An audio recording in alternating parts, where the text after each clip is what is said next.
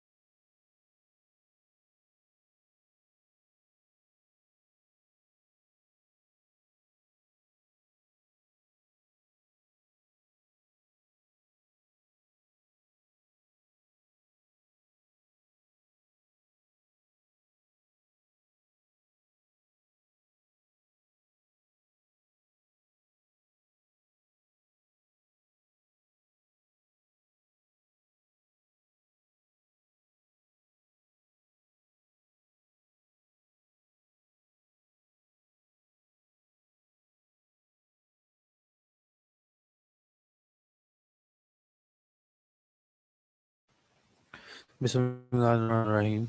अस्सलाम वालेकुम। हमारी इस सीरीज़ में हमने स्टार्ट किया था कंपनीज एक्ट का वो पोर्शन जिसमें एक कंपनी क्या करती है। कंपनी शेयर जो सर्टिफिकेट होती है उसको इशू करती है, और यानी कि कंपनी जो है सब्सक्रिप्शन जो है अपनी अचीव करती है by the way of issue of shares. हमने इस सीरीज में देखा था कि कंपनी ने जब भी कोई इन्वेस्टमेंट वगैरह इकट्ठी करनी होती है, वो सबसे पहले अगर एक नई कंपनी है तो वो क्या करती है, वो प्रोस्पेक्टस बनाती है। प्रोस्पेक्टस के बाद उसके बाद उसको मार्केट में इशू करती है। प्रोस्पेक्टस के ऊपर लोग अप्लाई करते हैं शेयर्स जो है, शेयर एप्लीकेशन अप्लाई करते हैं। शेयर एप्लीकेशन को डायरेक्टर सेलेक्ट करना होता है, और जो अनसक्सेसफुल शेयर्स एप्लीकेशन है वो वापस करनी होती है। इस तरह जो है शेयर होल्डर्स मजीद मिल जाते हैं उनको। ठीक है, ये एक हमने पढ़ा था सीक्वेंस, और ये हमारे पास है। देर आफ्टर हमने ये पढ़ा था कि जो शेयर्स सर्टिफिकेट होता है वो ओनरशिप का सर्टिफिकेट होता है, और वो बिल्कुल ऐसा ही सर्टिफिकेट है जैसे कि कोई प्रॉपर्टी है आपके पास। जैसे कोई और प्रॉपर्टी ट्रांसफर की जाती है, इसी तरह in the same way law में एक तरीकाकार है, क्योंकि शेयर्स को प्रॉपर्टी बोला गया है कि ये भी एक लीगल ट्रांसफरेबल प्रॉपर्टी है। तो उसका तरीक़ाकार लॉ ने हमें बताया कि शेयर कैसे ट्रांसफ़र होते हैं, और वो ये भी हमने एक पूरा लेक्चर जो है एक दिन इसके ऊपर लगा दिया कि शेयर्स जो है वो कैसे ट्रांसफरेबल हैं। प्राइवेट कंपनी के भी शेयर्स ट्रांसफरेबल हैं, क्योंकि वहाँ पे रिस्ट्रिक्शन का वर्ड यूज़ हुआ था, restriction to transfer the shares. तो प्राइवेट कंपनी की ओनरशिप जो है वो भी चेंज करने का एक तरीकाकार है, और ये एक लीगल वे है पूरा कि रिस्ट्रिक्शन जहाँ होती है वहाँ अप्रूवल लेने के बाद आप क्या करते हैं, मेंबर्स जो हैं अपना शेयर्स बेच देते हैं। और याद रखें, प्राइवेट कंपनी में बाकी मेंबर्स की अप्रूवल चाहिए, उनकी मर्जी से आप कोई किसी और पर्सन को इंसर्ट कर सकते हैं। हाँ, अगर उन्होंने शेयर्स परचेज नहीं करने, उन्होंने डिक्लाइन कर दिया आपका शेयर, तो आपके पास राइट मिल हो जाता है कि आप किसी और पर्सन को कंपनी में इंक्लूड कर दें। अच्छा, यहाँ तक हमने जितनी भी रिक्वायरमेंट पढ़ी, हमने कभी ये नहीं देखा कि कंपनी जो है मजीद शेयर्स इशू कर रही है। हमने अभी तक जो भी रिक्वायरमेंट पढ़ी यार, हमने ये पढ़ा अभी तक कि एक कंपनी है, एक आर्टिफिशियल लीगल पर्सन क्रिएट हुआ, क्रिएट होने के बाद लेट्स सपोज ये कंपनी है, एक आर्टिफिशियल पर्सन क्रिएट हुआ, इसकी पैदाइश हो गई। उसके बाद जब ये आर्टिफिशियल लीगल पर्सन क्रिएट हुआ तो इसने एक प्रोस्पेक्टस इशू किया। लेट्स सपोज अगर ये कौन सी कंपनी है, अगर ये पब्लिक कंपनी है, इसने प्रोस्पेक्टस जो है वो इशू किया।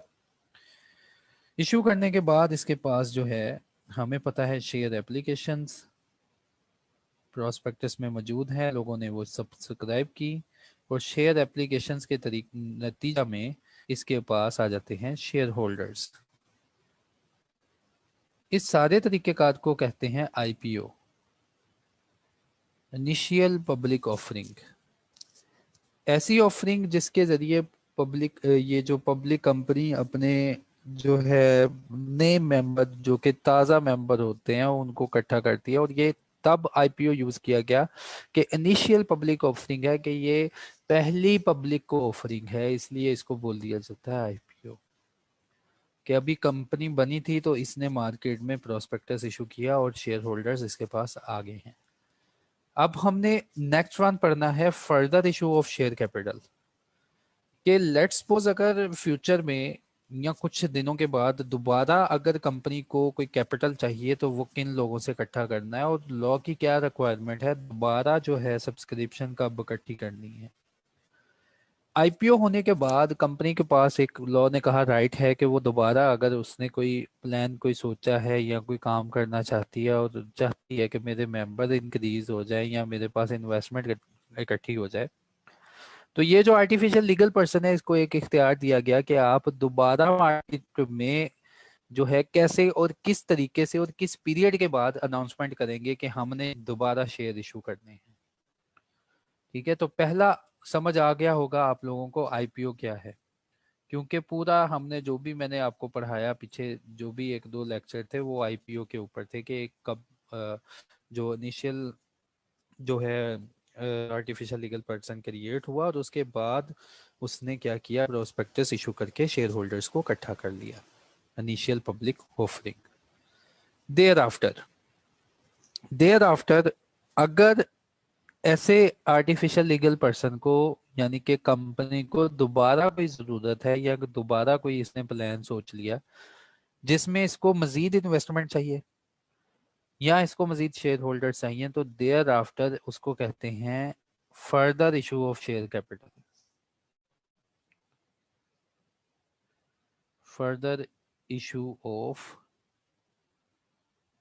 Share capital. और further issue of share capital कैसे करना है, इसके ऊपर जो लिस्टेड कंपनीज होती हैं उनके लिए एक रेगुलेशन आ गई जो कि एससीसीपी ने इशू की गई 2018 में, जिसको कहते हैं further issue of share capital by listed companies. और ये रेगुलेशन हमें पता है एक स्टैट्यूटरी कंपनी इशू करती है, क्योंकि वो स्टैट्यूटरी कंपनी बनाई ही इसीलिए गई है कि वो रजिस्टर्ड कंपनीज को कंट्रोल करे। तो जब भी एक लिस्टेड कंपनी फर्दर इशू अपना कैपिटल इंक्रीज करने की तरफ जाएगी तो उसके ऊपर लाजिम है कि वो सारी बातें माने जो कि इस रेगुलेशन में बयान की गई हैं। ये फर्दर इशू ऑफ रेगुलेशन जो है 2018 की है। और जब भी हम कोई रेगुलेशन पढ़ेंगे तो एससीसीपी वहां पे ना अपनी पावर को बता रहा होगा कि वो अपनी पावर कहाँ से ड्राइव कर रहा है और क्यों उसने रेगुलेशन की है। हमेशा जैसे मैंने आप लोगों के पास साथ पढ़ा था listed companies code of corporate governance, उसमें भी एससीसीपी बता रहा था कि ये जो पावर्स वगैरह है ना, ये जो रेगुलेशन है मैंने खुद से मेरा दिल किया तो मैंने नहीं बना ली। मेरे पास एक कंपनीज एक्ट का और जो है सेक्शन मौजूद है, सेक्शन नंबर 512, जिसमें ये मुझे इख्तियार दिया है पार्लियामेंट ने कि जब भी अगर कोई रेगुलेशन बनानी है इस कॉर्पोरेट वर्ल्ड को रेगुलेट करने के लिए तो मैं एसआरओ इशू किया करूंगा। तो by the way of SRO जो एससीसीपी है ये सारे काम मामलात कंट्रोल करता है। तो देखते हैं फर्दर इशू ऑफ कैपिटल में हमें क्या क्या मिलता है, कंपनीज एक्ट में क्या है और उसके बाद मजीद हमारे पास रेगुलेशंस में क्या है। तो मैंने जैसे कि आपसे प्रॉमिस किया था कि एक्ट से थोड़ा बाहर निकलूंगा मैं, तो थोड़ा सा एक्ट पढ़ूंगा और उसके साथ ही आज ये रेगुलेशन जो कि हमारे अगले पार्ट में है, जो हमारा सिलेबस है उसमें पार्ट नंबर सी है उसमें मौजूद होगी। तो उसको मिला के इसके साथ पढ़ेंगे तो बड़ी अच्छी अंडरस्टैंडिंग आएगी, लेकिन अगर उससे बगैर पढ़ेंगे तो फिर मुझे बार बार आपको याद करवाना पड़ेगा, याद करो कंपनीज एक्ट का वो सेक्शन जो हमने पढ़ा था। तो बेटर होता है कि मैं पहले स्टूडेंट को कंपनी एक्ट पढ़ा के उसके साथ मिला के वो रेगुलेशन पढ़ाऊं। Power to issue shares at discount.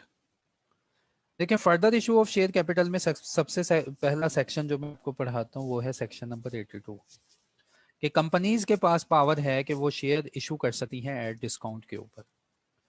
Discount का मतलब कि कंपनी जब रजिस्टर हुई थी तो उसने अपने मेमोरेंडम ऑफ एसोसिएशन में, हमने पढ़ा है, आप लोगों ने मेरे साथ एक वक्त गुजार दिया, मेमोरेंडम ऑफ एसोसिएशन की एक क्लास होती है जिसको आप कहते हैं सब्सक्राइब्ड कैपिटल, ऑथोराइज्ड कैपिटल। उस सब्सक्रिप्शन में आप लिखते हो कि एक शेयर कितने का इशू करेंगे आप, ठीक है, कि एक शेयर की वैल्यू क्या होगी। उस लाइन में तुम लिखते हो कि हमारा जो है शेयर कैपिटल होगा और एक शेयर जो है लेट सपोज वो 10 पर शेयर का होगा, ये मेमोरेंडम में लिखा होता है। हाँ, अब एक कंपनी जब भी शेयर इशू करेगी तो वो 10 रुपए का शेयर इशू करेगी क्योंकि मेमोरेंडम में लिखा हुआ है। लेकिन इसके बाद कंपनीज एक्ट ने अलाउ कर दिया, पावर दे दी कंपनी को कि अगर तुमने ये लिख दिया ना अपने मेमोरेंडम ऑफ एसोसिएशन में कि जब भी शेयर इशू किया जाएगा 10 पर शेयर का करेंगे, देयर आफ्टर अगर आपने दोबारा शेयर कोई इशू करना है तो आपको मैं पावर देता हूं सर्टन सर्कमस्टांसेस में आप अपना शेयर 10 रुपए से कम वैल्यू पे भी इशू कर सकते हैं। तो इसको कहते हैं power to issue share at discount, section number 82। It shall be lawful for a company, ये लॉफुल है कंपनी के लिए, to issue shares in the company at discount. Company के लिए ये लॉफुल है कि वो कंपनी में शेयर इशू करे एट डिस्काउंट के ऊपर। अच्छा, इससे पहले सेक्शन की तरफ जाने से पहले मैं आपको बता देता हूं कि अगर फर्दर शेयर होगा ना, further issue of share capital होगा, ये भी एक बात सुन लो, फिर उसके बाद हम इसकी तरफ आ जाएंगे। जब further share of issue capital होगा तो हम फर्दर शेयर में पढ़ेंगे कि जब भी कंपनी ने कैपिटल इंक्रीज करना है तो सबसे पहले उन मेंबरान्स को ऑफर करनी है जो कि कंपनी के पास एग्जिस्टिंग है, पहले से मौजूद है मेंबर, सबसे पहले उनको ऑफर करना है जो भी कैपिटल होगा। और वो ऑफर कैसे करेंगे उसका सारा बताएगा, ठीक है। तो लॉ इसीलिए कह रहा है कि कंपनी जो है ना शेयर इशू कर सकती है डिस्काउंट पे इन the company, in the company का मतलब अपने ही मेंबर्स को, ठीक है। तो उसके ऊपर सारी रेगुलेशन जो है सेक्शन नंबर 82 है। और इसके बाद 82 के बाद सेक्शन नंबर जो स्टार्ट करेंगे उसमें बताएगा फर्दर इशू के तरीकेकार क्या होते हैं और किस किस किस तरीके से आपने फर्दर इशू करना है।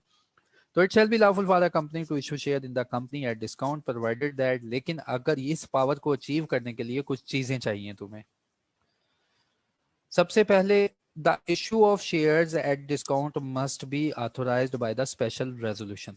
अगर शेयर इशू करने हैं 10 रुपए से कम के, 8 रुपए का पर शेयर इशू करना है तो कहता है ये कंपनी के लिए लॉफुल है, इशू कर दे, लेकिन उसको कुछ चीजें चाहिए ये लॉफुल काम करने के लिए। फर्स्ट वन, उसको चाहिए कि issue of share at discount must be authorised by the special resolution.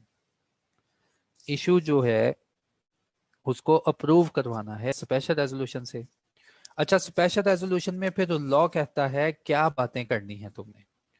The resolution must specify, ये जो करारदाद है ये स्पेसिफाई लाजमी करे, the number of shares to be issued, कितने नंबर ऑफ शेयर इशू करने हैं, the rate of discount not exceeding the limit permissible, rate of discount, और रेट ऑफ डिस्काउंट उतना होना चाहिए जितना डिस्काउंट, कमीशन से भी पूछ लिया है, उसने कह दिया कि हाँ जी कर लो, इस रेंज में रेट दे दो। एंड प्राइस पर share propose to be issued, और हर शेयर की क्या प्राइस होगी, ठीक है। तो कहता है आप जिस मीटिंग में स्पेशल रेजोल्यूशन अप्रूव करवाएंगे ना, उस मीटिंग में ये रेजोल्यूशन में ये बातें लाजमी अप्रूव होनी चाहिए कि कितने नंबर ऑफ शेयर्स इशू करने लगे हो, किस रेट पे डिस्काउंट देना है, कितना रेट होगा, कितने परसेंट का रेट होगा, उसके बाद जो है प्राइस पर शेयर कितनी अचीव होगी, कितनी होगी। तो the issue of share at discount must B sanctioned by the commission. तो रेजोल्यूशन पास करनी है तो उससे पहले आपने कमीशन से भी अप्रूवल ले लेनी है और कमीशन से पूछ लेना है रेट ऑफ डिस्काउंट कितना होगा। तो issue of shares at discount must be और इसकी अप्रूवल लेनी है कमीशन से। उसके बाद no such resolution for issuance of shares at discount shall be sanctioned by the commission.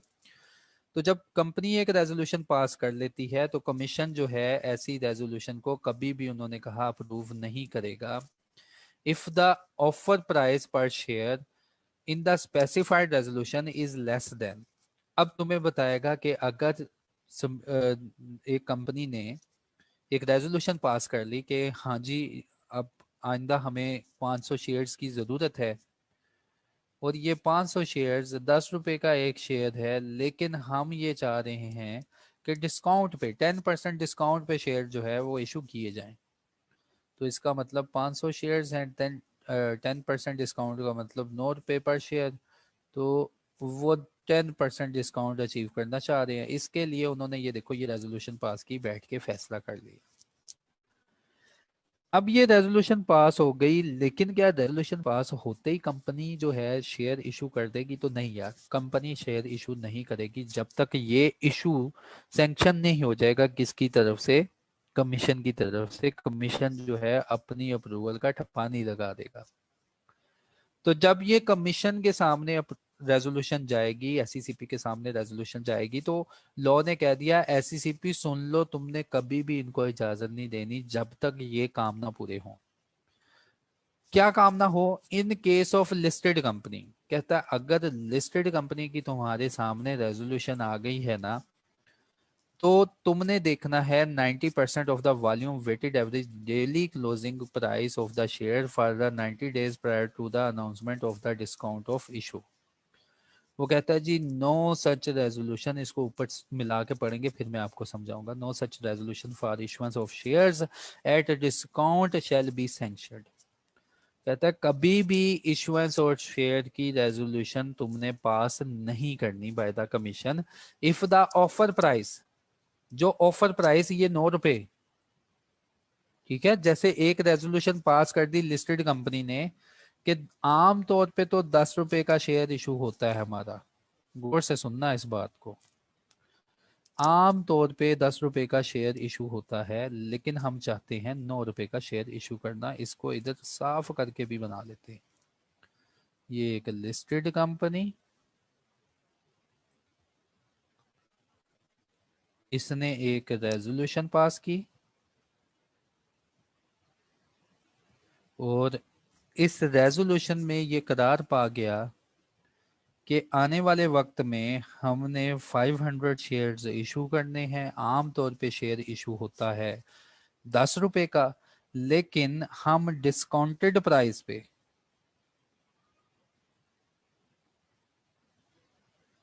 9 पर शेयर ये इशू करेंगे। ये लिस्टेड कंपनी ने करारदाद मंजूर की, इसको सुनहरे हरूफ में लिखा, सुनहरे हरूफ में नहीं लिखना यार, हमें पता है फॉर्म 26 लगाना है इसके ऊपर। स्पेशल रेजोल्यूशन अप्रूव की, स्पेशल रेजोल्यूशन पहुंच गई अब एससीसीपी के पास। अब कंपनीज एक्ट एससीसीपी को क्या गाइडलाइन प्रोवाइड कर रहा है? ये रेजोल्यूशन पहुंच गई एससीसीपी के पास। अब एससीसीपी इस रेजोल्यूशन को अप्रूव करेगा तो ये फर्दर शेयर इशू करेंगे मेंबर्स को डिस्काउंट प्राइस पे। लॉ ने यहाँ पे कह दिया कि एससीसीपी रुक जाओ, अभी तुमने ये एप्लीकेशन अप्रूव नहीं करनी, अप्रूव करने से पहले तुमने एक चीज देख लेनी है। अब एससीसीपी ने एक्ट से पूछा हाँ जी बताओ तो सही क्या चीज देखनी है। एक्ट ने कहा एससीसीपी के तुमने देख लेना है पिछले 90 डेज की एवरेज प्राइस क्या है इनकी, पिछले 90 डेज की daily average price, closing price क्या है इनकी। तो जो लिस्टेड कंपनीज होती है ना यार, इनकी मार्केट में ना प्राइस, शेयर की प्राइस फ्लक्चुएट हो रही होती है डेली बेसिस पे। तो प्राइस कौन सी हर डे एंड पे कहता जी जो क्लोजिंग प्राइस थी ना इनकी वो उठा लो 90 डेज की उनकी एवरेज। यानी कि आज रेजोल्यूशन आई है ना, जिस दिन रेजोल्यूशन आई है रेजोल्यूशन की तारीख लिखी होगी, तो लेट्स सपोज रेजोल्यूशन इन्होंने पास की थी 1 नवंबर को,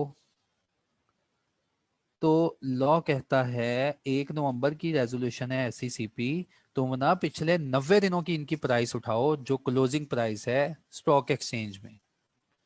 एसईसीपी वो 90 दिनों की प्राइस उठा लेगा, फिर लॉ कहता है इसकी एवरेज लो। और एवरेज कैसे लेनी है, हमें पता है जितने नंबर होते हैं सबको सम करके 90 पे डिवाइड कर लेते हैं। 90 दिन की एवरेज कैसे लेंगे, 90 दिन की सारी प्राइस को जमा कर लिया जाएगा, डिवाइडेड बाय 90 करेंगे। तो एसईसीपी ने कहा अच्छा जी आपने ये बताया है एवरेज ऑफ प्राइस, यानी कि पिछले 90 डेज की ना एसईसीपी ने वेटेड एवरेज ऑफ प्राइस निकाल लेनी है। ठीक है, एवरेज निकाल लेनी है प्राइस की पिछले 90 डेज की। और पिछले 90 डेज अब खुद ही कैलकुलेट कर लो कहां से शुरू होते हैं और 1 नवंबर पहुंचता है। तो कहने की बात ये, एससीसीपी को लॉ ने कहा कि खबरदार एससीसीपी भाई आपने अप्रूवल नहीं देनी, सबसे पहले रेजोल्यूशन से बैकवर्ड देखो कि 90 दिन की एवरेज क्लोजिंग प्राइस उसकी एवरेज लो। अगर वो क्लोजिंग प्राइस आ रही है 9.1 9.5 यानी कि 9 से ऊपर ऊपर ही है, 9.1 9.6, तो कहता है जी इनकी रेजोल्यूशन को तुम कर दो अप्रूव।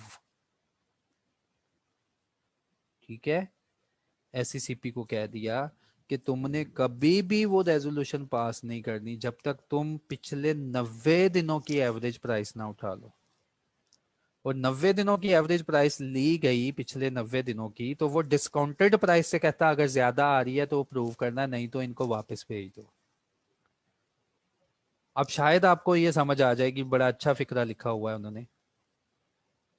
तो उन्होंने कहा ऊपर से मिला के नीचे वाला पढ़ेंगे। No resolution for issuance of share at discount shall be sanctioned by the commission.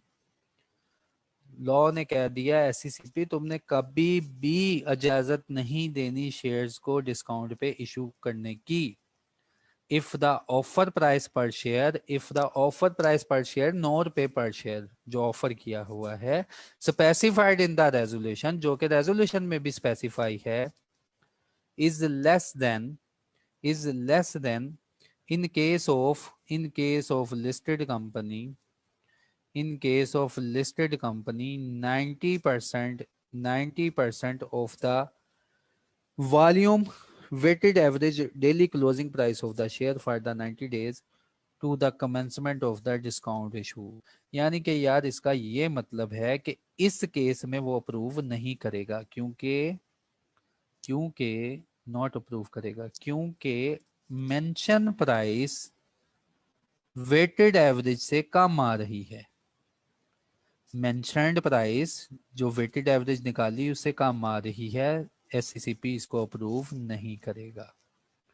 हाँ, एससीसीपी इसको अप्रूव तब करेगा जब डिस्काउंटेड प्राइस, देखो वेटेड एवरेज आ रही है, लेट्स सपोज वेटेड एवरेज का जवाब आ गया है 9.2, तो कहता है जो रेजोल्यूशन में प्राइस मेंशन की गई है ना वो 9.2 से अबव की हो, 9.2 से अबव की हो। दोबारा सुन लो, होपफुली मैंने शायद उसको पहले अप्रूव करवा दिया। लिस्टेड कंपनी, इसने रेजोल्यूशन पास की, रेजोल्यूशन में इन्होंने बताया कि हम ईच शेयर जो है वो 9 रुपए का शेयर इशू करेंगे। रेजोल्यूशन गई एससीसीपी के पास, एससीसीपी को एक्ट ने रोक दिया कि पुराने 90 दिन की प्राइस उठाओ, एवरेज देखो। मैंने कहा लेट्स सपोज अगर एवरेज का जवाब आ गया ना 9.6, तो एससीसीपी ये इशू नहीं होने देगा, क्योंकि डिस्काउंटेड प्राइस लॉ ने कहा कम है अगर वेटेड एवरेज क्लोजिंग प्राइस से तो इशू नहीं करना। हमेशा डिस्काउंटेड प्राइस वेटेड एवरेज जो है उससे ज्यादा होनी चाहिए। लेट्स सपोज अगर एससीसीपी ने, सोच लो कि 90 दिनों की एवरेज ली और 90 दिनों की एवरेज निकली 8.5, तो 8.5 जवाब आ गया, तो लॉ कहता है कि मैंने तुम्हें एससीसीपी रोका था कि अगर वेटेड एवरेज प्राइस से कम का डिस्काउंट, कम की ऑफर प्राइस है तो तुम रोक देना। अब ये देखो वेटेड एवरेज प्राइस आई है ना 8.5, लेकिन ऑफर्ड प्राइस है ना 9 रुपए का, तो लॉ कहता है इस केस में इनकी एप्लीकेशन अप्रूव कर देना। तो इन शॉर्ट मतलब क्या हुआ कि वेटेड एवरेज से अगर ऊपर का जवाब लिखेंगे ना आप अपनी जो स्पेशल रेजोल्यूशन में, तो वो एप्लीकेशन कंसिडर की जाएगी अप्रूवल के लिए इन केस ऑफ लिस्टेड कंपनी। दोबारा पढ़ लेते हैं। No such resolution for issuance of share at discount shall be sanctioned by the commission if the offer price of share is less than, in case of listed company ये offer price less than होगी, किससे less than होगी? 90% of the volume weighted average daily closing price of the share for 90 days price to the commencement of the discount issue. पहली line की समझ आ गई जी?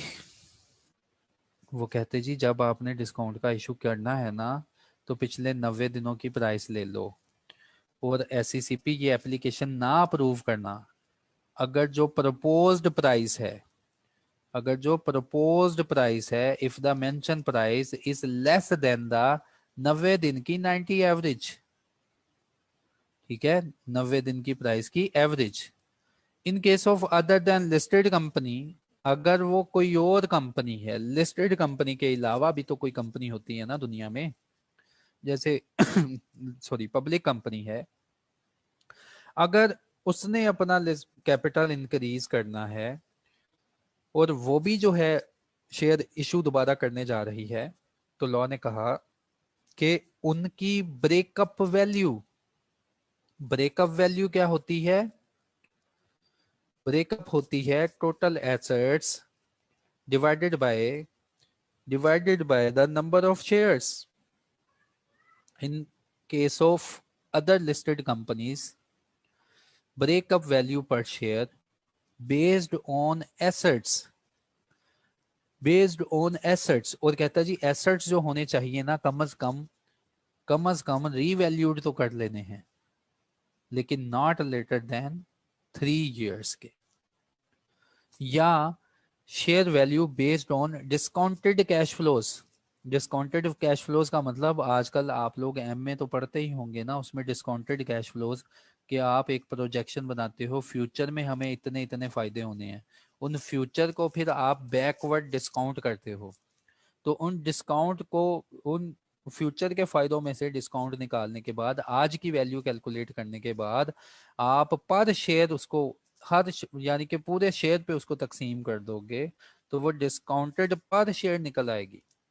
तो कहता है अदर कंपनी ने अगर इशू करना है कैपिटल, तो आप क्या करेंगे?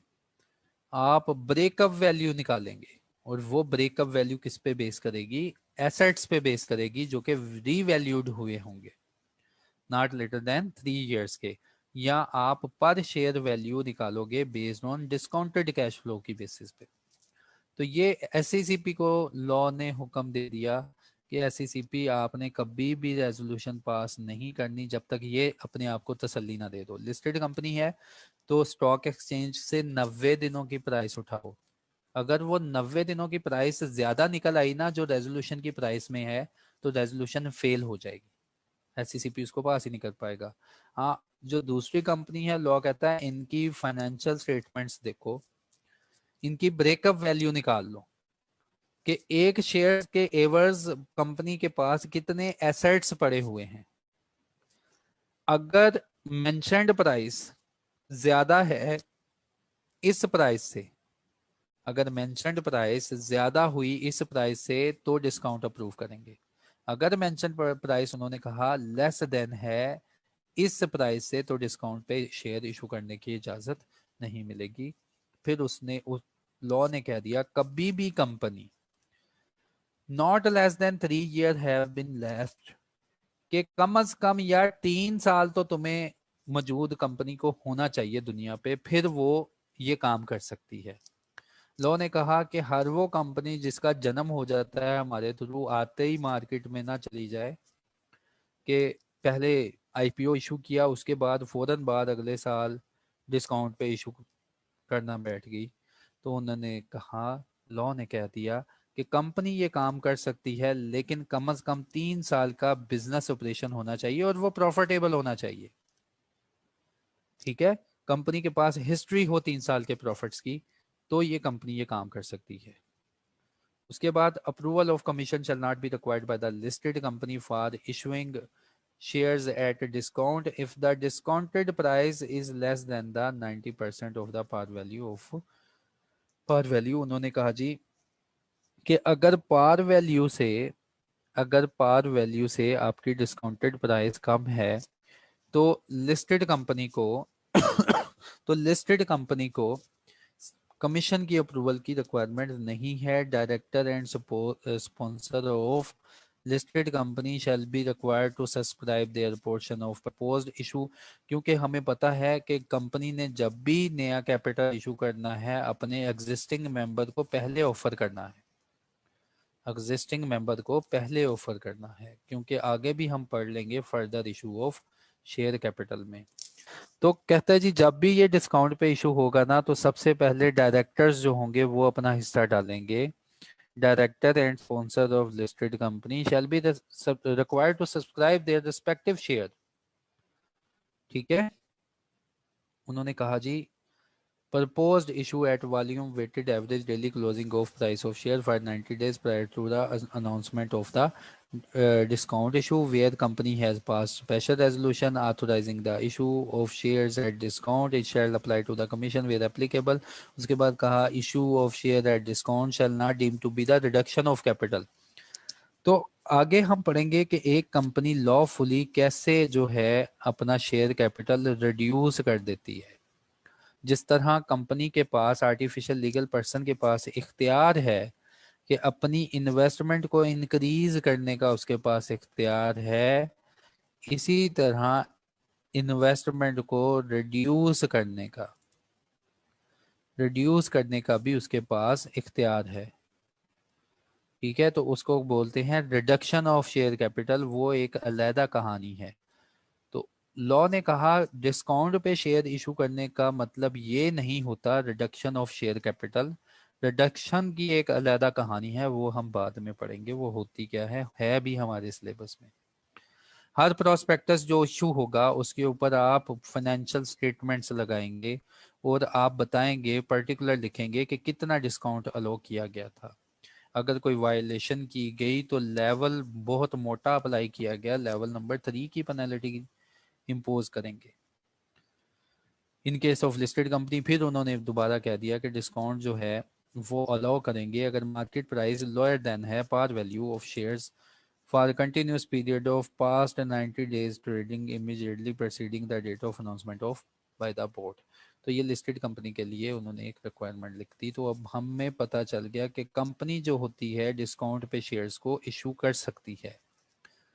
उसके बाद कंपनी के पास अगर इख्तियार है डिस्काउंट पे शेयर्स को इशू करना, तो कंपनी के पास ये भी इख्तियार है कि वो प्रीमियम पे शेयर इशू करती है। प्रीमियम का मतलब कि मेमोरेंडम में तो तुमने लिखा था कि 10 रुपए, कम अज कम 10 रुपए का शेयर एक बेचेंगे, इससे कम नहीं बेचेंगे। हाँ कंपनी 10 रुपए से ऊपर भी शेयर बेच सकती है, 12 रुपए का एक शेयर बेच सकती है। तो लॉ कहता है जितने भी पैसे तुम ज्यादा इकट्ठे करोगे ना वो तुमने क्रेडिट करने हैं एक फंड में जिसका नाम होगा share premium account. Let suppose 10,000 shares जो हैं वो इशू किए हैं कंपनी ने और 10,000 शेयर्स इशू कर दिए हैं 12 रुपए के हिसाब से। तो कंपनी के बैंक अकाउंट में कितना पैसा जमा हो गया? तो लॉ कहता है इसमें से शेयर कैपिटल कितनी वैल्यू के शेयर तुमने इशू करने हैं और बाकी जो सरप्लस है वो कहाँ पे लेके जाना है, इसकी एक एंट्री करता है लॉ। लॉ नहीं करता, अकाउंटेंट करते हैं। लॉ ने बस गाइडलाइन प्रोवाइड कर दी। बैंक में तुम्हारे आ गया 1,20,000, लेकिन ये कहाँ कहाँ जाएगा?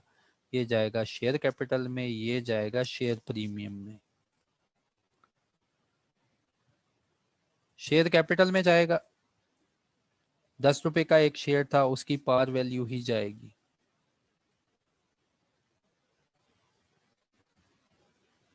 और एक्सेस जो रिसीव किया है वो जाएगा शेयर प्रीमियम अकाउंट में। फिर लॉ ने कह दिया ये शेयर प्रीमियम अकाउंट को कहीं यूज नहीं करना सिवाय इन 4 चीजों के। ठीक है, कैपिटल जो कैपिटल में 1,00,000 आ गया वो कंपनी कहीं भी यूज कर सकती है, किसी भी पर्पस के लिए यूज कर सकती है। जो उसने मेमोरेंडम में अपना पर्पस लिखा हुआ है 1,00,000 उसके पीछे लग जाएगी लगाने के लिए। लेकिन जो एक्सेसिव पैसे इकट्ठे किए हैं वो कभी भी किसी पर्पस के लिए यूज नहीं होंगे। ये पैसे लॉ कहता है पड़े रहेंगे एक अकाउंट में जिसका नाम होगा शेयर प्रीमियम अकाउंट। और ये शेयर प्रीमियम अकाउंट लॉ कहता है इन 4 कामों के अलावा कहीं भी यूज नहीं करना। जैसे share premium amount in share premium account shall be use to write off. ये अकाउंट को डेबिट करना है, ये क्रेडिट है ना, तो लॉ कहता है इसको तुमने डेबिट करना है। ये डेबिट करके इसमें से पैसे निकालने हैं। और डेबिट किन किन सूरतों में करना है?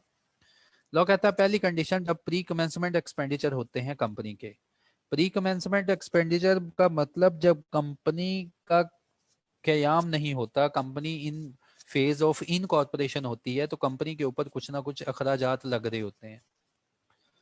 तो कंपनी के जन्मदिन से पहले पहले तक जितने भी अखराजात लग जाते हैं कंपनी को सर्टिफिकेट ऑफ इनकॉर्पोरेशन मिलने तक जितने भी अखराजात लग जाते हैं उनको हम कहते हैं द प्री कमेंसमेंट एक्सपेंडिचर। तो लॉ कहता है शेयर प्रीमियम को यूज करो उन प्री कमेंसमेंट एक्सपेंडिचर को राइट ऑफ करने के लिए। उसके बाद अगर कोई कमीशन पे किया है, डिस्काउंट अलो किया है on issue of shares of company, देखा पीछे हमने डिस्काउंट पे शेयर इशू किए थे ना, तो लॉ कहता है अगर कोई डिस्काउंट वगैरह पे शेयर इशू किए ना, तो वो डिस्काउंट की वर्थ जो राइट ऑफ करनी है वो शेयर प्रीमियम अकाउंट में से करना। अगर प्रीमियम पे करना है on redemption of any redeemable preference share of the company, अगर प्रेफरेंस शेयर्स जो हैं उनको रिडीम करना है, उनको खत्म करना है और उनके ऊपर कुछ प्रीमियम पे करना है, यानी शेयर की वैल्यू भी वापस दी और कुछ एक्स्ट्रा भी वापस दिया, तो वो जो एक्स्ट्रा वापस दिया प्रीमियम, तो वो प्रीमियम इस प्रीमियम अकाउंट में से दिया जाएगा। और उसके बाद अगर ये 3 काम नहीं होते तो चौथा काम हो सकता है, यहाँ से लॉ कहता है इसमें से बोनस इशू मेंबर्स को बोनस शेयर इशू किए जा सकते हैं। तो ये तरीकाकार है कि कंपनी एक जो है शेयर इशू कर सकती है ऑन प्रीमियम, प्रीमियम पे शेयर इशू कर सकती है। उसके बाद देयर आफ्टर शेयर प्रीमियम को इन 4 कामों के अलावा हम कहीं भी यूज नहीं कर सकते। कंपनी अपने पर्पज में वो शेयर्स इशू यानी कि अपने पर्पज में वो पैसा नहीं लगा सकती। There after further issue of share capital, एक कंपनी आईपीओ के बाद हमेशा कब अपना कैपिटल इंक्रीज किया करेगी? Company further issue of share capital कैसे करेगी? मैंने आपको पहले भी बता दिया कि एक पहले आईपीओ हो जाता है, देयर आफ्टर अगर किसी कंपनी ने कोई शेयर वगैरह इशू करना है,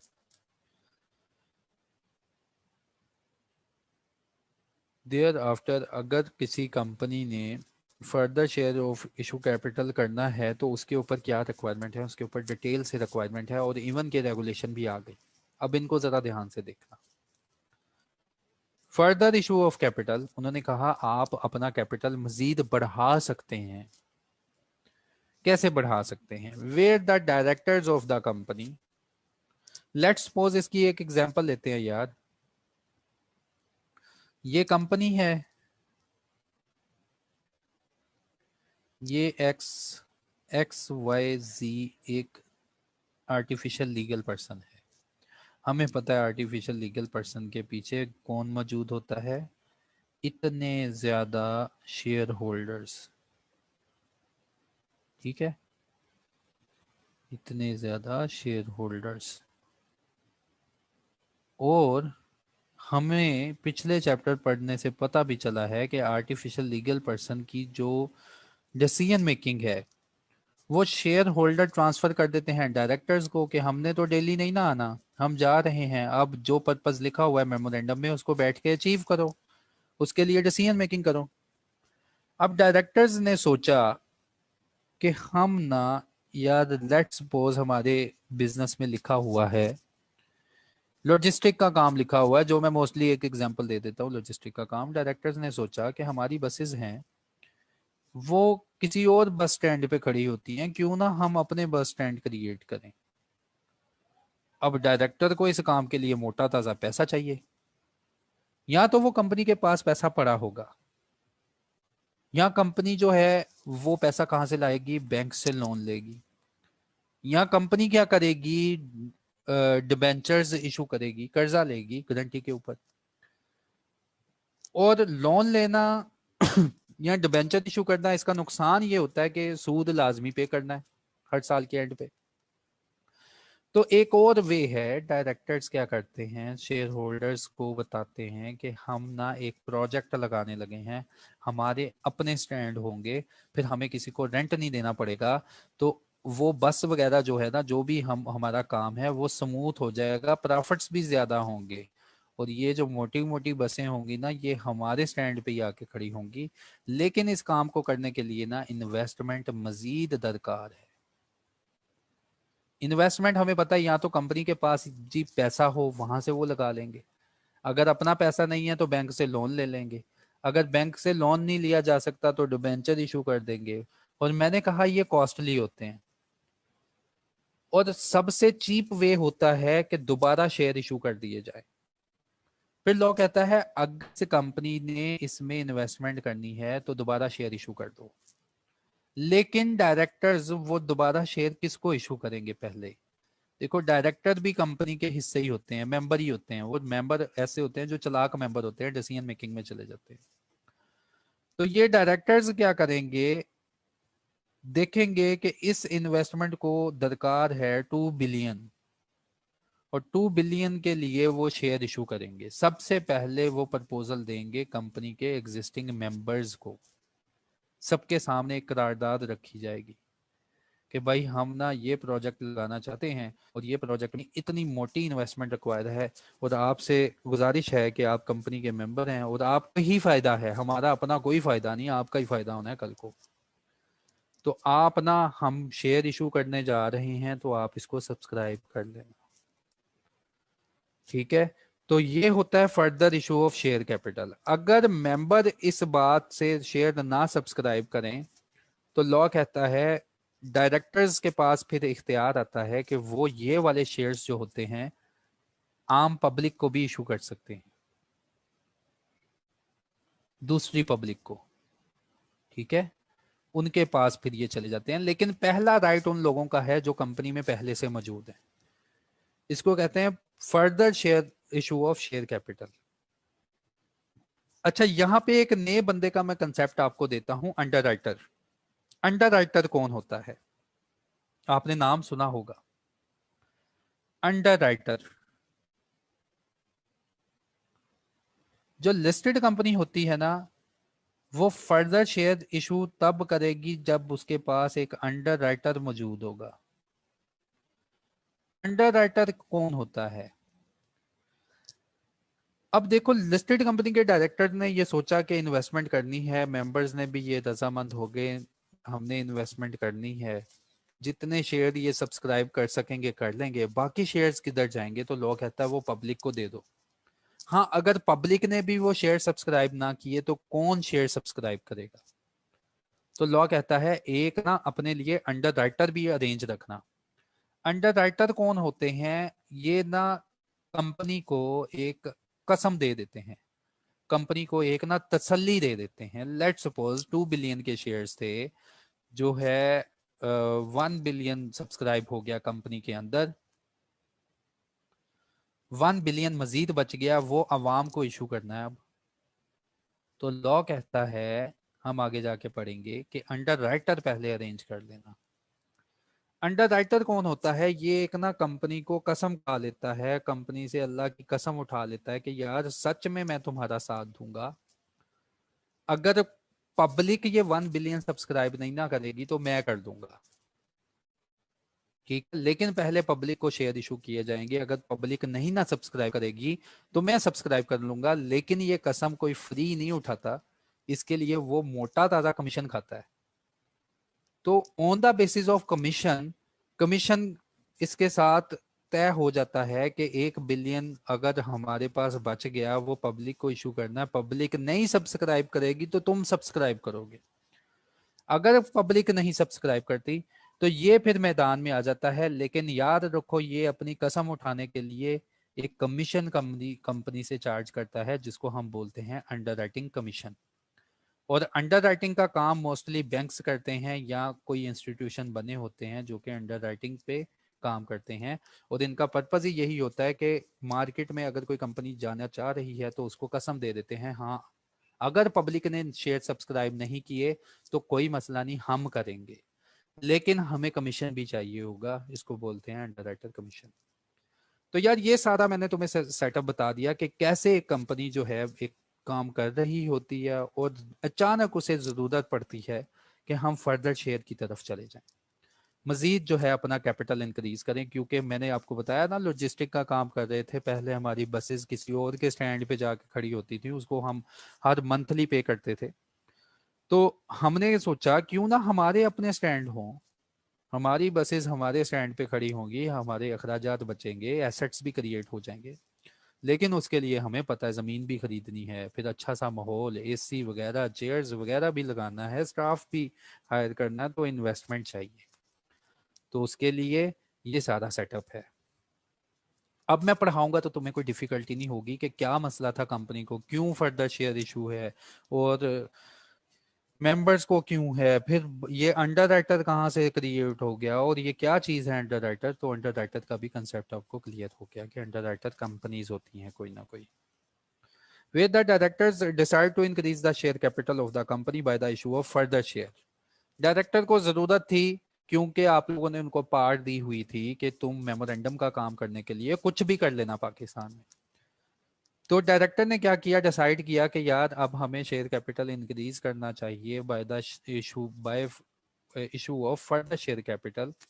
सच शेयर शैल बी ऑफर्ड, ये वाले शेयर तुमने लाजमी ऑफर करने हैं to person who at the date of the offers are the member of the company. समझ आ गई तुम्हें? वो कहता है जी सबसे पहले ना तुमने उन लोगों को ख्याल रखना है जो घर के अफराद हैं। घर से कोई खाना बचेगा तो आप बाहर किसी को ऑफर करेंगे। तो कहता है जी अपने घर के मेंबर्स का पहले ख्याल रखना। अगर तुमने ये लिया है ना डिसीजन, तो कैपिटल जो है वो सबसे पहले घर के अंदर जो है वो इशू करना। उसके बाद in proportion to the existing share capital, जिसके पास जितना शेयर कैपिटल है ना उसी के हिसाब से इसको तकसीम करना। लेट्स सपोज, होपफुली आपको ये एग्जांपल समझ आ जाएगी कि इन प्रपोर्शन कैसे। लेट्स सपोज 5 मेंबर हैं यार एक कंपनी के, 5 के से ज्यादा ही होते हैं, जल्दी कंक्लूजन हो जाए तो 5 मेंबर है।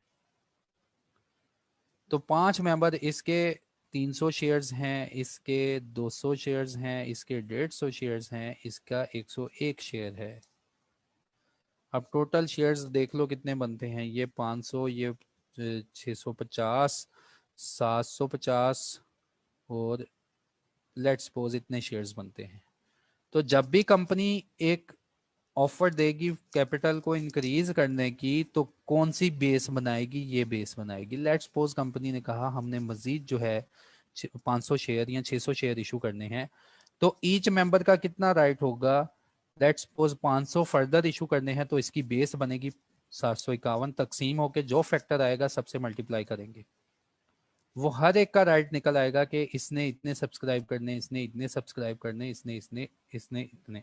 हाँ याद रखना लाजमी, जब भी तकसीम होता है ना तो पॉइंट में कुछ जवाब आता है। जैसे ए का जवाब आ गया, लेट्स सपोज 500 में से उसका लेट्स सपोज जवाब आ गया 201.957। दूसरे का जवाब आ गया 103.537। तो लॉ कहता है ये फ्रैक्शन इन लोगों को कभी भी ऑफर नहीं करनी। ठीक है, फ्रैक्शन के बारे में भी हमें गाइडलाइन मिलेगी। तो देखो क्या कहता है लॉ। तो कहता है जब भी एक डायरेक्टर डिसाइड कर लेते हैं ना कि कंपनी का कैपिटल इंक्रीज करना है, तो वो कैपिटल सबसे पहले उन पर्सनस को देना है जो कंपनी में पहले से मौजूद हैं। और कैसे देना है, in proportion to the existing share capital held. और इनको क्या ऐलान करके बताओगे? लो कहता है इनको एक लेटर बनाना है, उसमें लिखना है कि भाई आप कंपनी के मेंबर हैं, आपके पास इतने शेयर्स हैं, आपका इतना इख्तियार बनता है कि आप कंपनी के शेयर सब्सक्राइब कर लें, लेकिन हम आपको फोर्स नहीं कर रहे, अगर आपके पास पैसे हैं तो मजीद डाल लें। Letter of offer subject to the following conditions. ये ऑफर का लेटर बनना चाहिए, ये लेटर लाजमी बनना चाहिए और इसमें तुमने ये सारी बातें जो है ना लिख देनी है। Time of offer not less then 15 days and not exceeding 30 days. जो ऑफर का टाइम होगा वो कम से कम 15 दिन होगा और ज्यादा से ज्यादा वो 30 दिन होगा। Offer if not accepted within 30 days, अगर ये मैक्सिमम टाइम के अंदर ना एक्सेप्ट की गई, अगर मैक्सिमम टाइम जो लॉ ने अलाउ कर दिया कि पहले तो लॉ ने अलाउ किया हर मेंबर को कम से कम जो टाइम देना है ना सब्सक्राइब करने का वो 15 दिन देना है और ज्यादा से ज्यादा टाइम देना है 30 दिन का, कि 15 से 30 दिन का टाइम है तुम्हारे पास, पैसे जमा करने हैं तो कर लो, शेयर ये पड़े हैं लेने हैं तो ले लो। If the offer not accepted within 30 days, अगर ये ऑफर 30 दिनों के अंदर नहीं सब्सक्राइब की जाती, shall be deem to have been declined, सोचा जाएगा कि आपने डिक्लाइन कर दी ऑफर।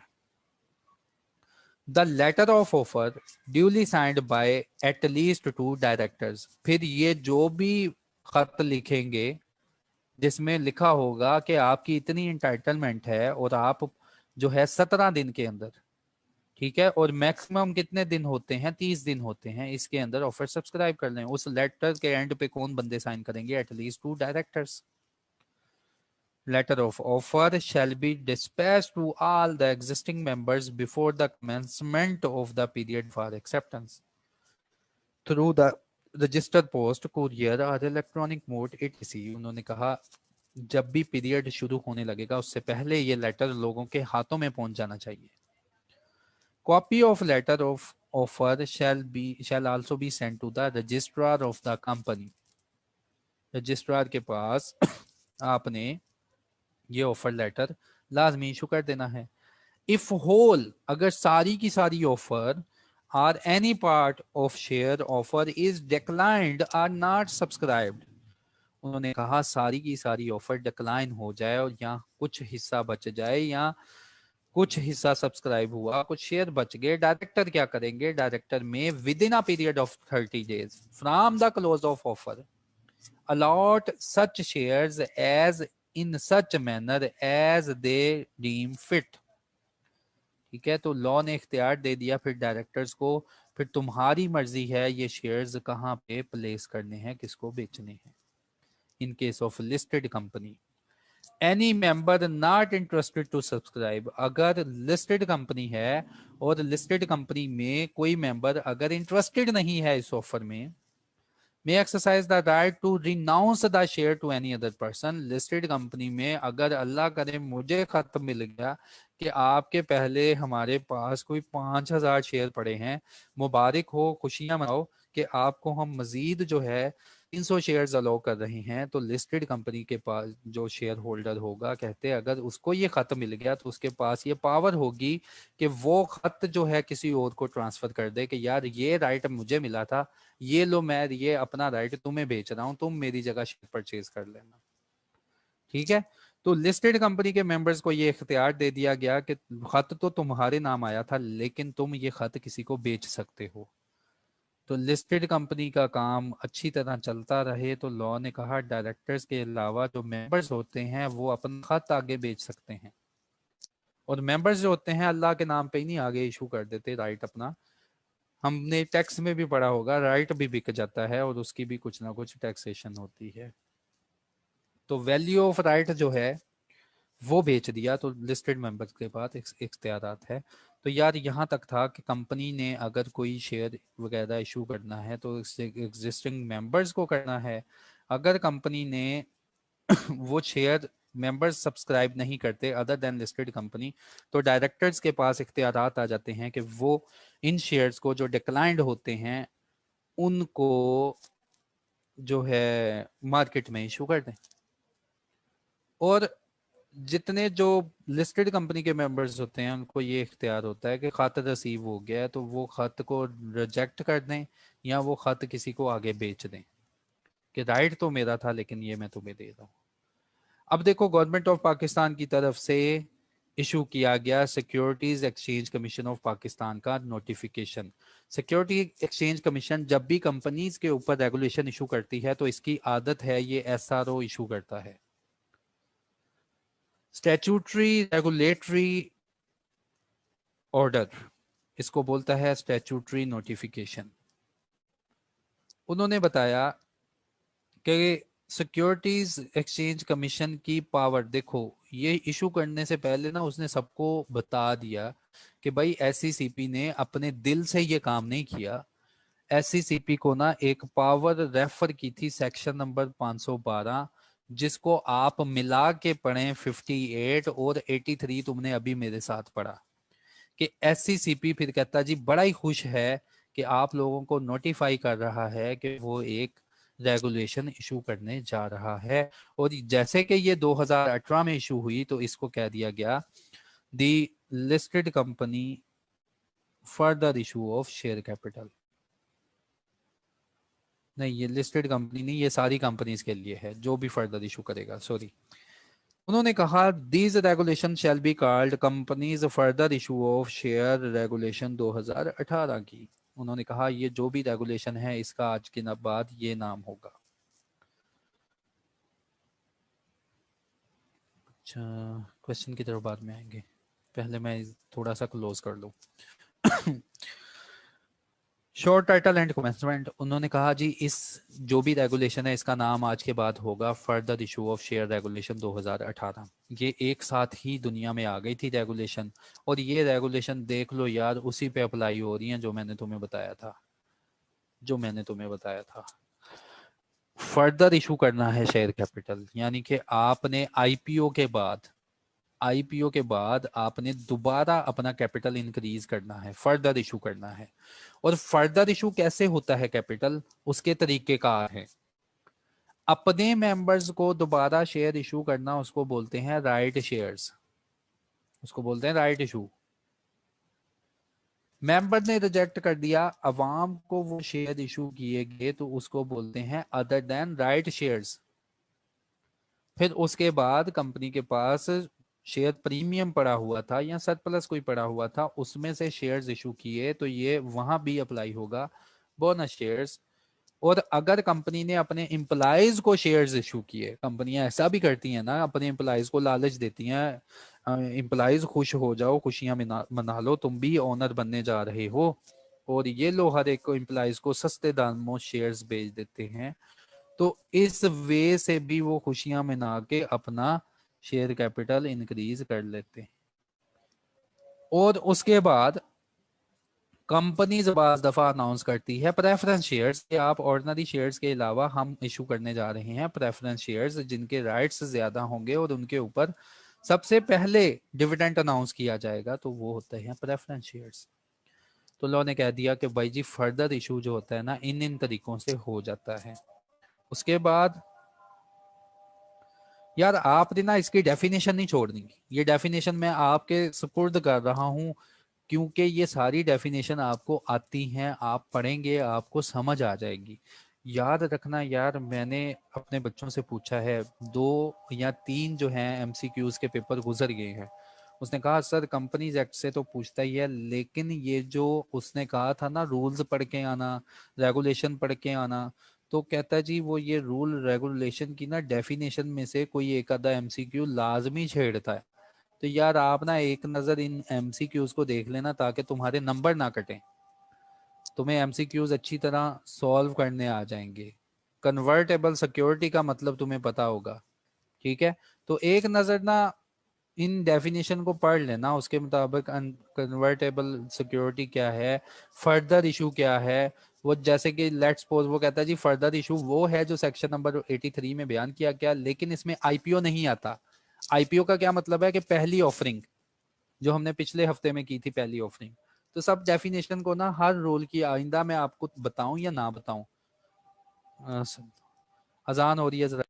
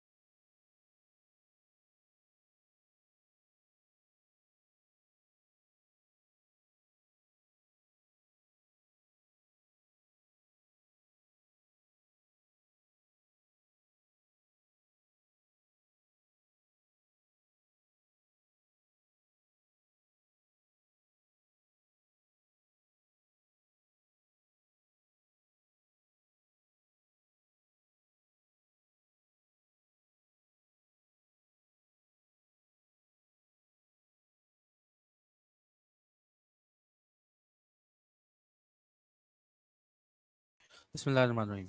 तो यार मैंने तुम्हें बताया कि नेक्स्ट टाइम मैं जब भी कोई रेगुलेशन, जैसे मैं जब भी तुम्हें एनबीएफसी पढ़ाऊंगा, तुम्हें जो भी बाकी रेगुलेशन पढ़ाऊंगा, तुम्हें पब्लिक ऑफरिंग पढ़ाऊंगा, और पब्लिक ऑफरिंग से तो आ भी गया क्वेश्चन, लेकिन उसकी डेफिनेशन से आया।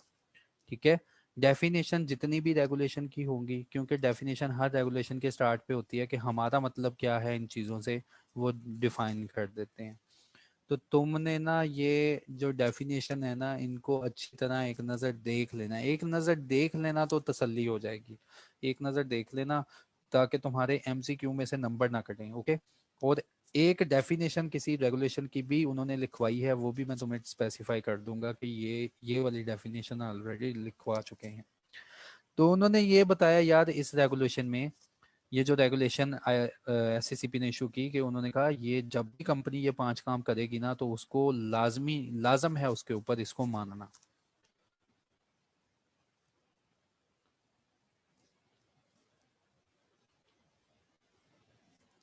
कंडीशन फॉर राइट इशू, देखो सेक्शन नंबर 83 वहां पे हल्का सा बयान है, लेकिन उस सेक्शन को कैसे कैसे किन किन स्टेप्स में तुमने अप्लाई करना है, तुमने फॉलो करना है, उसके ऊपर डिटेल में रेगुलेशन आ गई।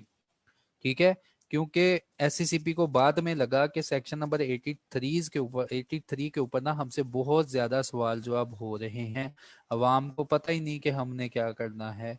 तो एससीसीपी को पावर दे दी गई थी सेक्शन नंबर 152 ने, कि अवाम जो कंपनियां बार बार पार्लियामेंट को तंग ना करें, स्टैट्यूटरी ऑर्गेनाइजेशन तुम्हें हम पावर देते हैं, इनको गाइड करते रहना।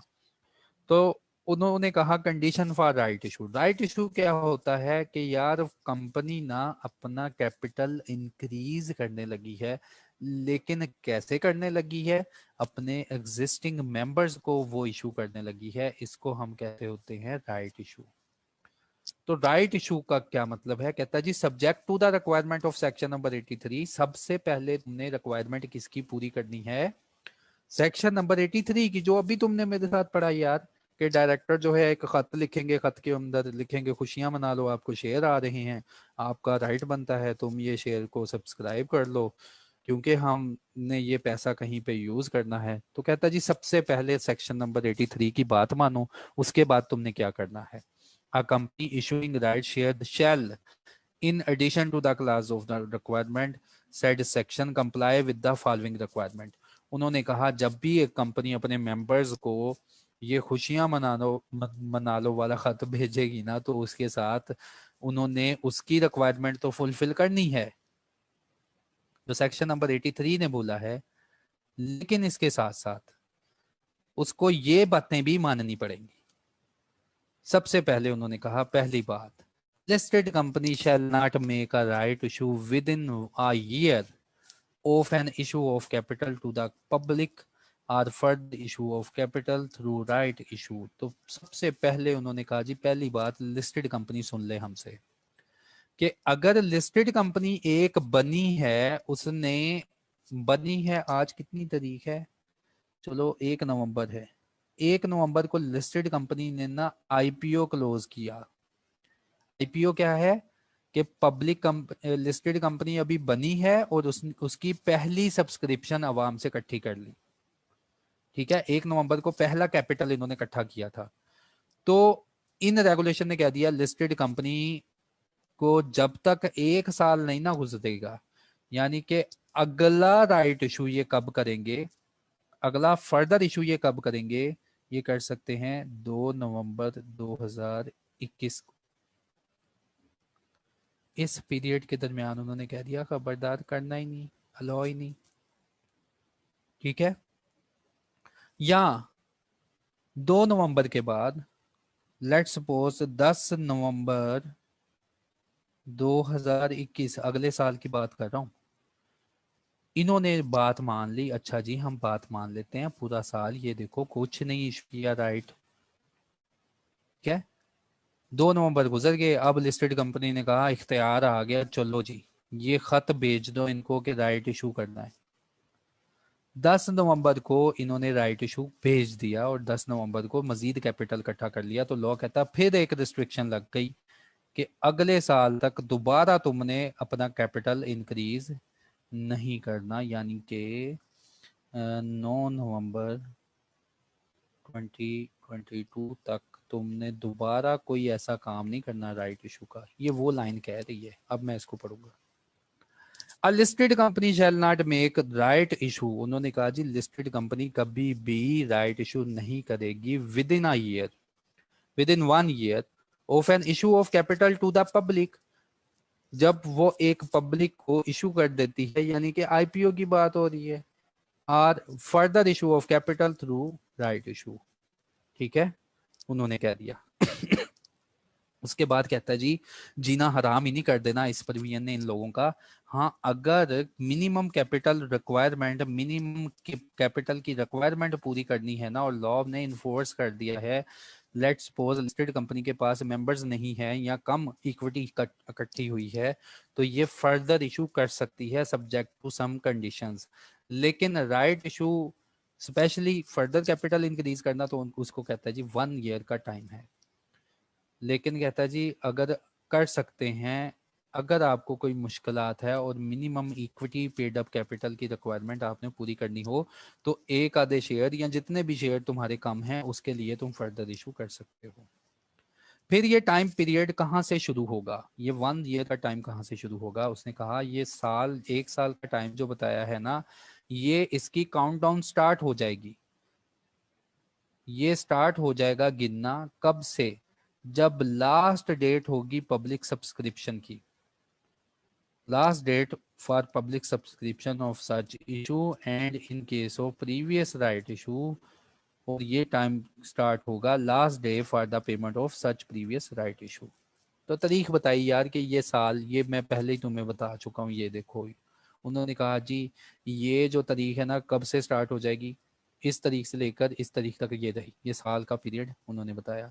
जैसे ये जो था फर्दर राइट इशू 10 नवंबर को क्लोज हुआ, ठीक है, 2 नवंबर से लेकर 10 के दरमियान लेट्स सपोज इन्होंने क्लोज किया, तो कहता इसी तारीख से हम, जिस तारीख से इन्होंने फर्दर राइट इशू कंक्लूड कर दिया था ना, उससे ऑनवर्ड अगला साल, उस तारीख से अगला साल तक कहता है जी हमारा ये पर्पज है। और ये लिस्टेड कंपनी के लिए है, हर कंपनी के लिए नहीं।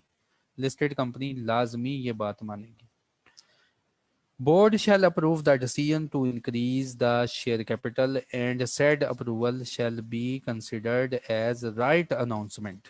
कहता है बोर्ड जब भी ये फैसला करेंगे ना, जब कभी भी फैसला करेंगे कि शेयर कैपिटल को इंक्रीज करना है, उन्होंने कहा हम ये सोचेंगे कि ये वाला जो अप्रूवल हमेशा होता है, ये होता ही राइट अनाउंसमेंट है।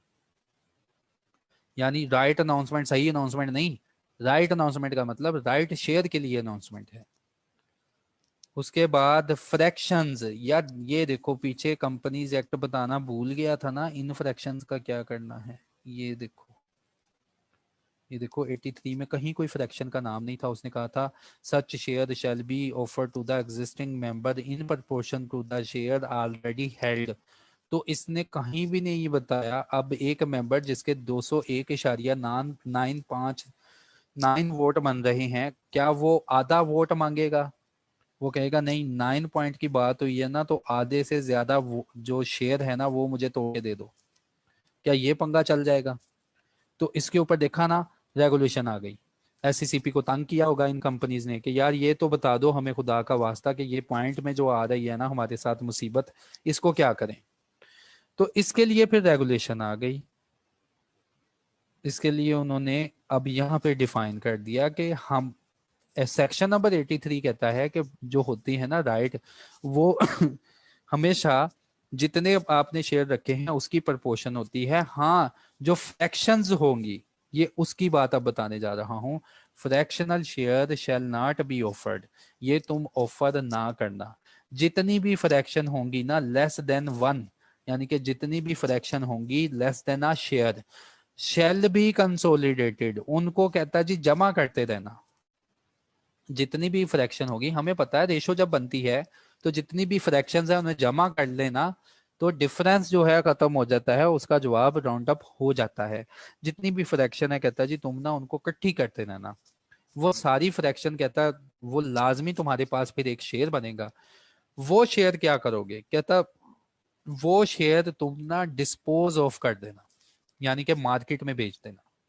जो फ्रैक्शन से शेयर बनेगा वो मार्केट में बेच देना।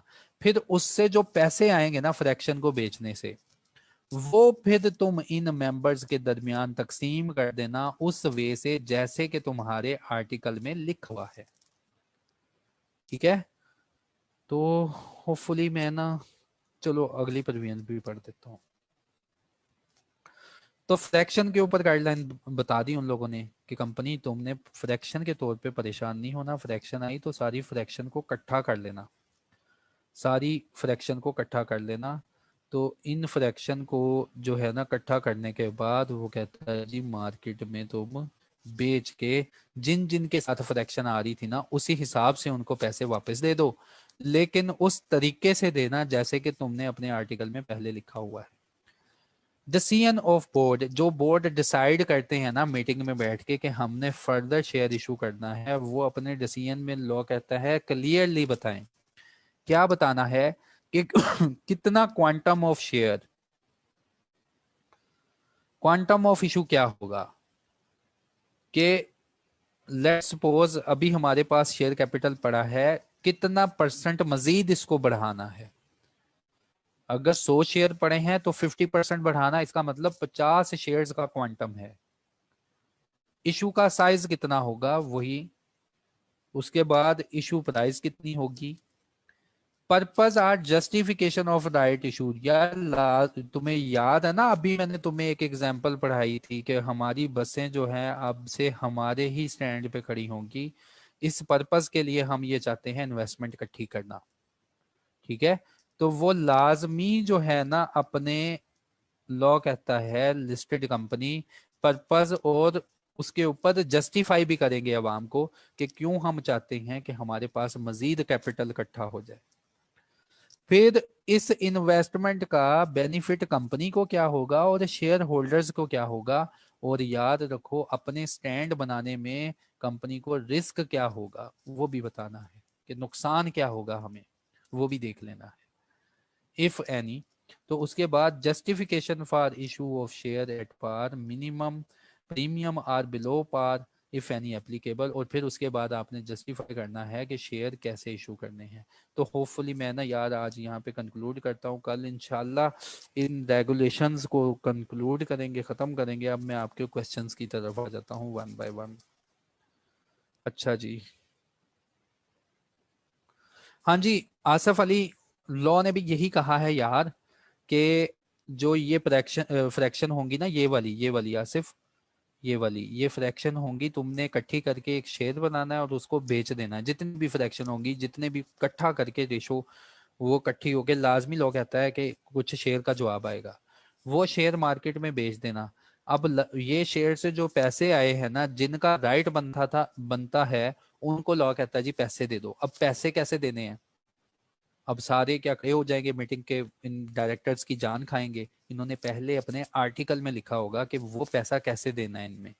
तो लॉ कहता है अपने आर्टिकल को देख लो, उसमें तरीकेकार लिखा हुआ है कि इससे आने वाले पैसे किन लोगों में तकसीम करने हैं।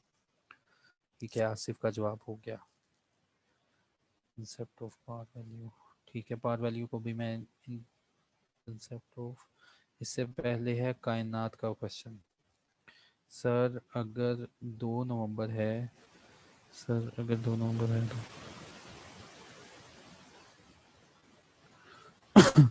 इशू किया है, नेक्स्ट ईयर कंप्लीट होगा 2 नवंबर पे, सॉरी। मैं यही कह सकता हूँ, हो सकता है मैं जोशे खदापत में ना बहुत सी चीज़ों को ना आगे पीछे कर देता हूँ। तो जोशे खदापत में ना मैंने साल को ना, एक साल शुरू हुआ नवंबर से तो अगला साल भी मैंने ख़त्म किया नवंबर पे। तो लाजमी ये कायनात ने टीका है सर जी, वो साल ना आपकी इंफॉर्मेशन के लिए रिक्वायर्ड है, 9 अक्टूबर में ख़त्म हो जाता है। तो बात मैंने समझानी थी, होपफुली मैंने समझा दी है। ठीक है, तो साल अक्टूबर में ख़त्म होगा, मैं नवंबर से लेकर नवंबर तक खींच चुका हूँ उसको। तो मैंने कायनात ये समझाना था कि जब एक ऑफर हो जाती है तो अगली ऑफर नहीं करनी जब तक एक साल कंप्लीट ना हो जाए। ठीक है, ये मैंने समझाने का मकसद मेरा ये था, मेरा बिल्कुल मकसद ये नहीं था कि मेरा साल जो है 13 साल 13 माह का है। पार वैल्यू क्या होती है, पार वैल्यू सर होती है जी फेस वैल्यू, जो इंट्रिंसिक वैल्यू होती है, जो उसकी एक्चुअल वैल्यू होती है किसी भी शेयर की, उसको हम बोलते हैं पार वैल्यू। उसके बाद जी सर, कंपनी में shares issue shares to new share holder. आसफ कभी भी नहीं, ठीक है। सबसे पहले किन लोगों का राइट है? जो घर के पहले मेंबर हैं उनका राइट है। अगर वो ना करेंगे ना, तो सेक्शन 83 अभी हमने पढ़ा ना आसिफ, सेक्शन 83 कहता है अगर वो ना करेंगे ना, वो ना करेंगे, फिर दूसरे लोगों को छेड़ना, फिर दूसरे लोगों में आपने वो जितनी ना होगी ना, हमने फंड तो लेना है ना, अपने प्रोजेक्ट को कंप्लीट तो करना है ना, तो फिर न्यू शेयर होल्डर्स को वो उनको इशू किए जाएंगे। लेकिन पहले एग्जिस्टिंग जो होंगे ना, उनकी इजाज़त ली जाएगी कि आप लोगों को ये लेटर आ रहा है, लोगों ने कहा वो या तो एक्सेप्ट करेंगे या रिजेक्ट करेंगे। जितना रिजेक्ट कर देंगे वो मार्केट में इशू कर देंगे, उसको बोलेंगे न्यू शेयर होल्डर्स। ठीक है, आसिफ का क्लियर हो गया। सर आईपीओ क्या होता है, एक्सप्लेन कर दे। जो पहली होती है ना, इनिशियल पब्लिक ऑफरिंग, यानी कि अभी जन्म हुआ है आर्टिफिशियल लीगल पर्सन का, पैसे इसके पास कहाँ से आ जाएंगे? पैसे कहाँ से आएंगे बताओ मुझे, पैसे कहाँ से आएंगे? पैसे आएंगे जी, मेमोरेंडम को सब्सक्राइब किया होगा डायरेक्टर ने कहा होगा जो कि हम इतने पैसे डाल रहे हैं, लेकिन उसके बाद जो शेयर इशू हुए हैं पहले, उसको बोलते हैं इनिशियल पब्लिक ऑफरिंग, के पहली पहली पब्लिक को ऑफर की गई। Company required to issue shares on discount. देखो सबसे पहले जो हमने कोई भी प्रोजेक्ट लगाना है, मैंने कहा था उसके ऊपर हमें ना फंड चाहिए, और वो फंड पहले किससे इकट्ठे करते हैं? एग्जिस्टिंग मेंबर से। तो एग्जिस्टिंग मेंबर्स को कह देते हैं कि हमें फंड्स चाहिए, तो एग्जिस्टिंग मेंबर्स कहते हैं यार पुराने प्रॉफिट्स भी तो हो चुके हैं ना, रिजर्व में इतना पैसा पड़ा हुआ है, तो वो रिजर्व को भी यूटिलाइज करते हैं। तो वो रिजर्व को यूटिलाइज करने के लिए, प्रीमियम को यूटिलाइज करने के लिए लॉ ने अलाउ किया है कि अपने एग्जिस्टिंग मेंबर्स को तुम शेयर्स जो हैं डिस्काउंट पे इशू कर सकते हो, लेकिन डिस्काउंट पे तब इशू करने हैं अगर लिस्टेड कंपनी है तो उसकी 90 डेज की एवरेज से ऊपर जवाब। ठीक है, तो वो प्राइस होनी चाहिए, उस प्राइस पे इशू करना।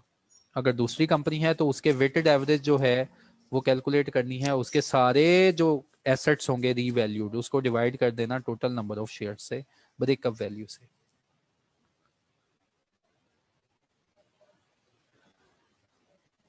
Share price up and down कैसे होती है? ये स्टॉक एक्सचेंज को पता है यार, share price up and down कैसे होती है। सिक्योरिटीज एक्ट पढ़ेंगे ना, वहां भी पता चल जाएगा। What are the advantages of right issue? यार मैंने बताया था अभी आसिफ कि हमने क्या करना है, हमने इन्वेस्टमेंट लगानी है, हमने प्रोजेक्ट लगाना है, तो हम क्या करेंगे?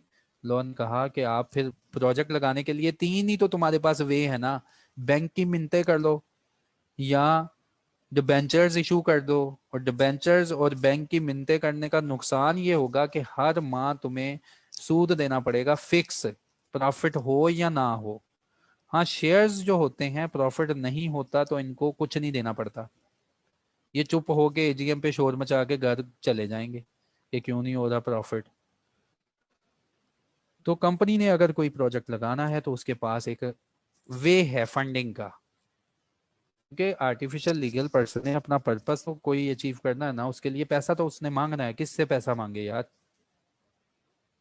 तो ये एडवांटेज होता है राइट इशू का कि अपने जो एग्जिस्टिंग मेंबर है ना उनसे ही पैसा ले लो, अगर वो नहीं मांगते तो मानते तो फिर वो बाहर इशू करना है।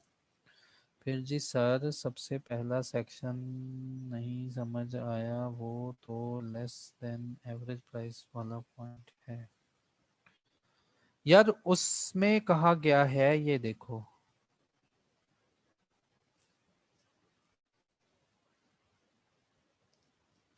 उसमें कहा गया है रेजोल्यूशन एक अप्रूव की कंपनी ने, उस कंपनी ने ना रेजोल्यूशन में लिख दिया कि हम ऑफर करेंगे एक शेयर हर मेंबर को 8 रुपए का। कितने का? 8 रुपए का, ये कम प्राइस है। अब ये प्रपोजल चला गया कमीशन के पास। किसके पास? कमीशन के पास। उसके बाद कमीशन ने क्या कहा, कमीशन ने देखा जी इनकी जो है ना तकरीबन weighted average closing stock exchange में इनकी 90 दिनों की एवरेज वो बनती है जी। उसने कहा जी वो तो 90 दिनों की एवरेज प्राइस का जवाब आ रहा है लेट्स सपोज 9। तो कहता है ये प्रपोजल यहीं पे खत्म कर दिया जाएगा। ये देखो मोटे मोटे लफ्ज लिखे हुए हैं, no such resolution shall be sessioned if the mention price is less than, अगर कम होगी 90 दिन की क्लोजिंग प्राइस की एवरेज के ऊपर, उससे लेस देन होगी। हाँ अगर तुमने प्रपोजल बनाया, प्रपोजल में बनाया आ जाओ जी सब्सक्राइब कर लो, डिस्काउंट दे रहे हैं, और डिस्काउंट जो है जी वो डिस्काउंट देके डिस्काउंटेड प्राइस है 11 रुपए, और जब 90 दिन की एवरेज कैलकुलेट की गई और वो उसका जवाब आया 10 पर शेयर है, तो लॉ उसको अनाउंस कर देगा, प्रपोज कर देगा। ठीक है, बाकी यार अपने यही क्वेश्चन दोबारा लिख लो, अपने पास नोट रखो, कल का लेक्चर इन्हीं सवालों से आगे मैं कंटिन्यू करूंगा। सॉरी मैंने आज ना ज्यादा क्वेश्चंस पे मैंने गौर नहीं किया, मेरा था कि मैं जल्दी इसको ना कंक्लूड कर दूं, ये जो मेरे पास था रेगुलेशन थी, लेकिन रेगुलेशन के ऊपर कल का दिन लगाना पड़ेगा। तो कल आते ही ना ये सारे क्वेश्चन मेरे सामने लिख देना यार, sorry for that, time over हुआ। तो कल आते ही मैं आपके ये वाले क्वेश्चन इंशाल्लाह लाजमी पढ़ूंगा, आप आते ही क्वेश्चन की बम्बार कर देना, और ये क्वेश्चन मैं सबसे पहले पढ़ूंगा, फिर हम ये जो है अपनी रेगुलेशन की तरफ जाएंगे। होपफुली आप लोगों को समझ आ गई होगी कि कैसे एक कंपनी जो है फंडिंग रेज करती है। पहले आईपीओ होता है, आईपीओ का मतलब कि इनिशियल पब्लिक ऑफरिंग, के पहले पहले जिन लोगों से पैसा इकट्ठा कर लिया वो मेंबर बन गए। हाँ कल कला को अगर ज़रूरत पड़ती है तो वो राइट इशू होते हैं। राइट इशू कैसे होता है, एग्जिस्टिंग मेंबर्स को पहले ऑफर की जाती है, वो मना करते हैं तो बाहर की दुनिया की तरफ जाना है। थैंक यू, अल्लाह हाफिज़।